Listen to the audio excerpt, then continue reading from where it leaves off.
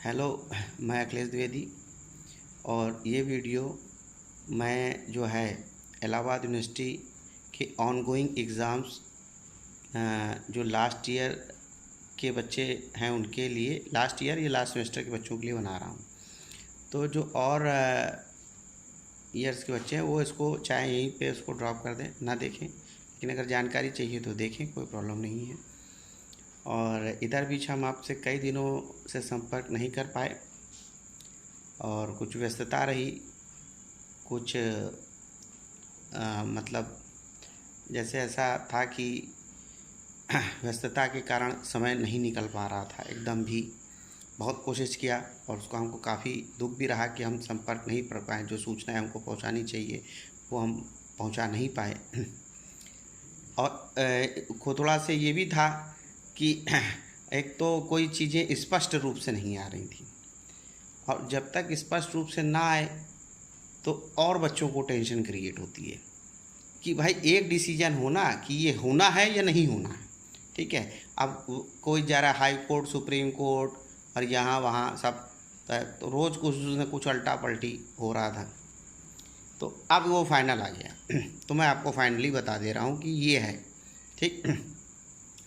और जो सूचनाएं हमको मिली हैं और उसमें प्रोफेसर रविंद्र कुमार सिंह जो परीक्षा नियंत्रक हैं उनके तरफ से भी जो चीज़ें हैं बताई गई हैं सारी, तो उन्होंने सारी चीज़ें जो हैं उसके हिसाब से जो कुछ प्रमुख सूचनाएं हैं जो इलाहाबाद यूनिवर्सिटी के लास्ट ईयर लास्ट सेमेस्टर के बच्चों के लिए हैं, वो आप लोग समझ लीजिए। जो मेरे पास इंफॉर्मेशंस है वो मैं आपको बता दे रहा हूँ और उसके हिसाब से जो है आप अपना सारी तैयारियाँ कीजिए। पहली बात तो उन्होंने कहा गया है कि 22 दिन में पूरा एग्ज़ाम करा लेंगे, जो ईयर वाइज एग्ज़ाम है। जैसे BA BSc BCom year wise चलता है तो पूरा पेपर 22 दिन में हो जाएगा, जो छूटा हुआ पेपर है वो। और जो सेमेस्टर्स हैं वो उन्होंने कहा है कि एक सप्ताह में करा लिया जाएगा। ठीक है, यूनिवर्सिटी की तरफ से ये चीज़ आ गई है।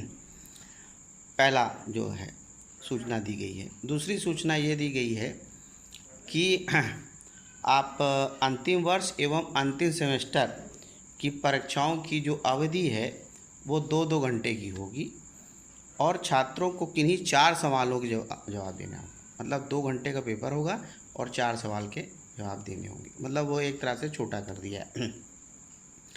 ये सेकंड पॉइंट था। थर्ड पॉइंट क्या था?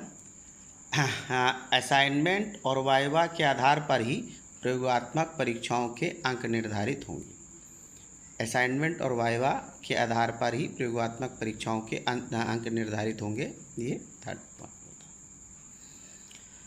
और एक और बात कही गई, इसके बारे में कई बच्चे बार बार फ़ोन करके हमको पूछ रहे थे, वो भी समझ लीजिए। इसमें इन्होंने कहा है कि एग्जामिनेशन होने से करीब 10-12 दिन पहले, एक तरह से मान लीजिए 15 दिन पहले आपको बता दिया जाएगा कि आपका पेपर कब से शुरू हो रहा है, कब कब पेपर है, किस समय पे है। ये सारी सूचनाएं दे दी जाएंगी।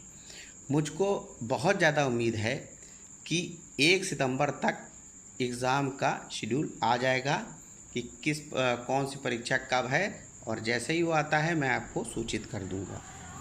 ठीक है, तो ये भी बात कही गई है। ये चौथा पॉइंट हो गया।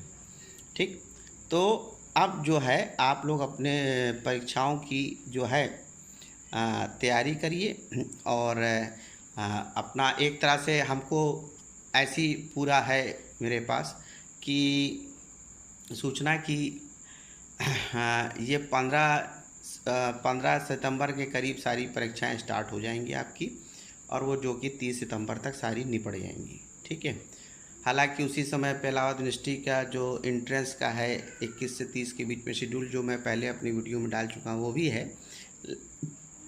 तो साथ में दोनों चलेगी, कोई प्रॉब्लम नहीं है।